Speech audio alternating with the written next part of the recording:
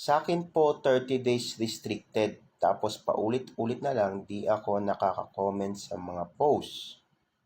So, hindi ka makakomment dahil nga, first, restricted yung account mo. Number 2, baka nagko-comment ka ng napakaraming mga words or mga words na ginagamit mo sa comment mo ay restricted or against the community guidelines. Yun yung mga nakikita natin dyan. Tapos nagko-comment ka ng sunod-sunod, nadidetect siya as spam. So, isa yun sa mga reason. Number 3 is, posible din na may na-share ka na isang post na hindi mo dapat sinishare or against sa community guidelines na naman in Facebook.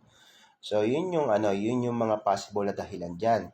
And since 30 days yung restriction, medyo mabigat yun. So, i-check mo muna doon sa sa mismong profile mo kung meron siyang appeal button. So, kung meron siyang appeal button, i-appeal mo. So, normally, it will take around 3 to 7 days hanggang 14 days.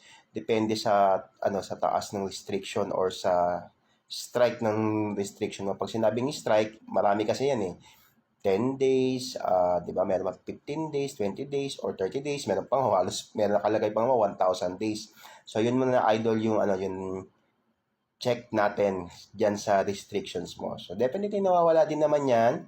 Basta wag ka muna mag-share ng mga posts na against sa community guidelines and pwede mo rin naman basahin kahit paano yung community guidelines. And of course, wag ka muna mag-share ng ng ibang mga posts. And then pag nagko-comment ka, make it na